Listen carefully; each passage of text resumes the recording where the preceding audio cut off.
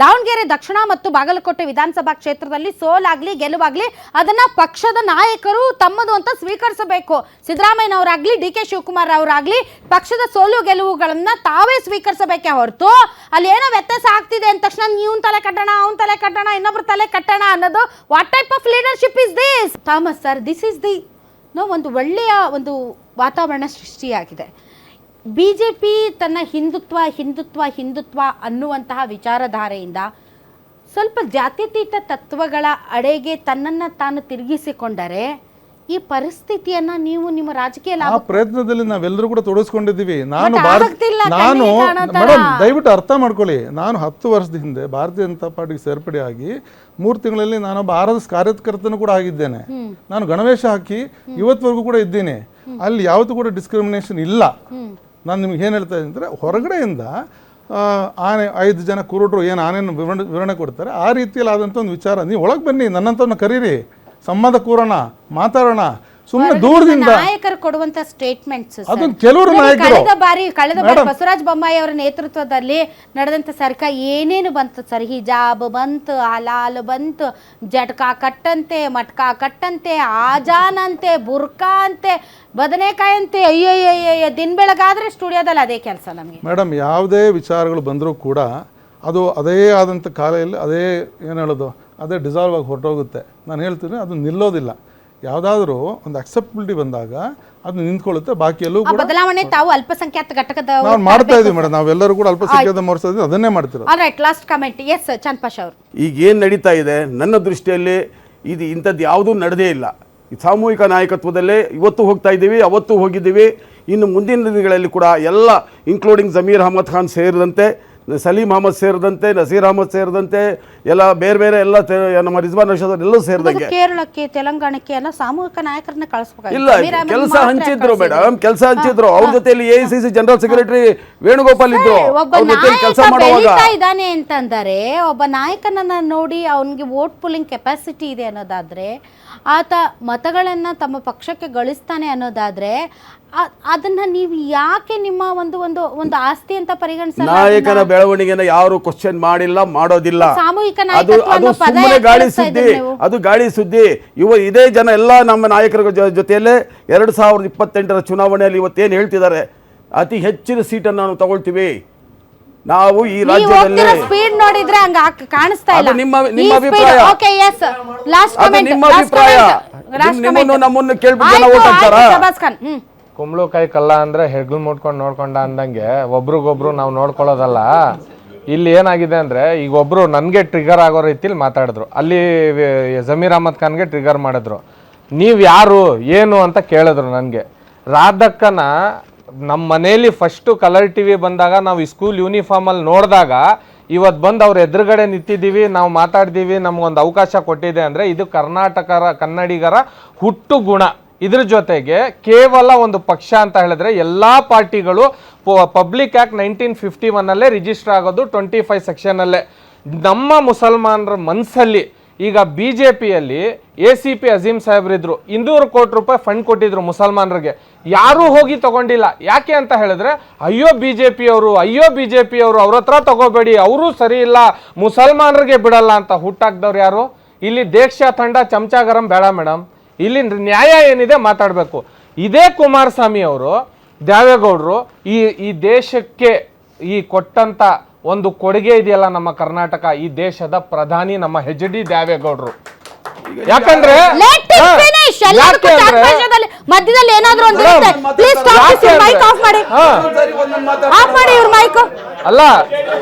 ಯಾಕೆ mic of ಮಾಡಿ ಇವ್ರದ್ದು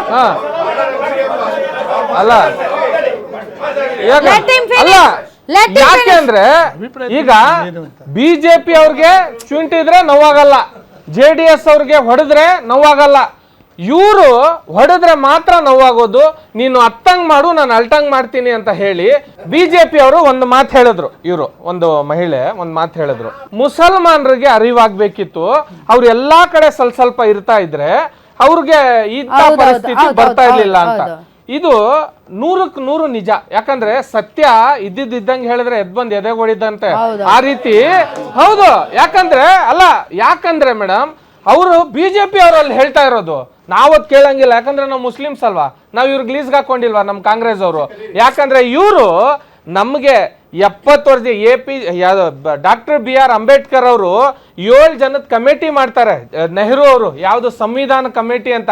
ಅದ್ರಲ್ಲಿ ಕಾಣಿಸ್ಕೊಂಡಿದ್ BR ಅಂಬೇಡ್ಕರ್ ಒಬ್ರೆ, ಬೇಗಂ ಏಜಾಜ್ ರಸೂಲ್ ಒಬ್ರೆ, ಇಬ್ರೆ. ಇನ್ನು 5 ಜನ ಎಲ್ಲಿ ಕಳೆದೋದ್ರು ನಮಗೂ ಗೊತ್ತಿಲ್ಲ, ಇಲ್ಲಿ ಗಂಟ ಬುಕ್ಕಲ್ಲೂ ಇಲ್ಲ ಅವರು, ಸರಿನಾ? ಇದೇ ರೀತಿಯಲ್ಲಿ ನಮ್ಮಲ್ಲಿ ಭಯ ಹುಟ್ಟಿಸಿ ಫೈರೋಜ್ ಗಾಂಧಿ ಮುಸ್ಲಿಮ್ಸ್ಗೆ ಆಗ್ಲಿಲ್ಲ ಇವರು ಕಾಂಗ್ರೆಸ್ ಅವರು, ಇನ್ನು ನಮಗಾಗ್ತಾರೆ ಅಂತ ಹೇಳಿ ಯಾವ ಕಾರಣಕ್ಕೂ ಇಲ್ಲ.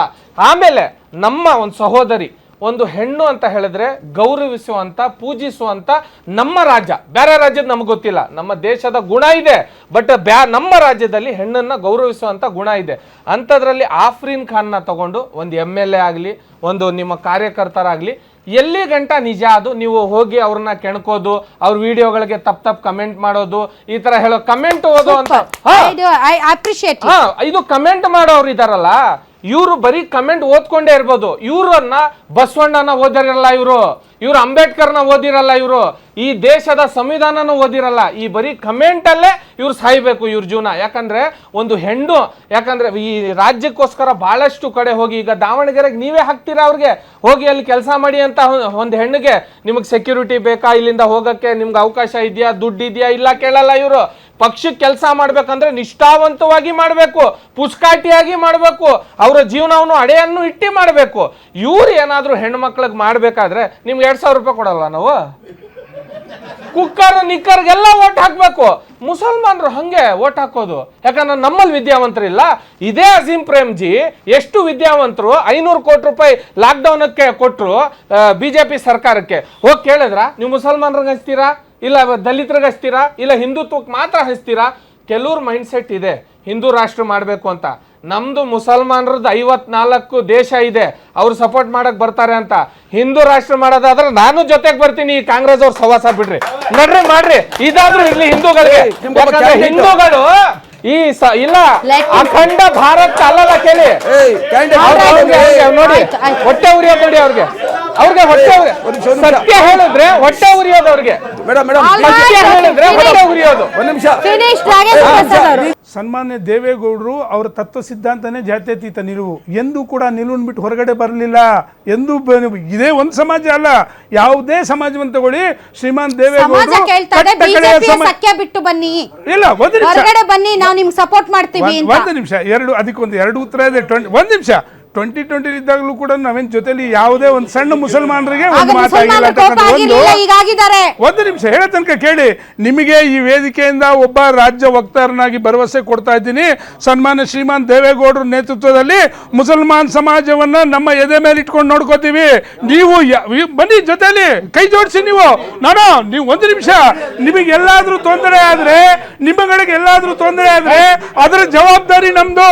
ನಿಮಗೇನಾದ್ರೂ ತೊಂದರೆ ಆದ್ರೆ ಈ ದೇಶದಲ್ಲಿದು ನೋಡಿ, ಸರ್ವ ಜನಾಂಗದ ಶಾಂತಿಯ ತೋಟ ಇದು. ಈ ತೋಟದಲ್ಲಿ ಎಲ್ಲರಿಗೂ ಹಕ್ಕಿದೆ, ನಿಮಗೂ ಅಷ್ಟೇ ಹಕ್ಕಿದೆ.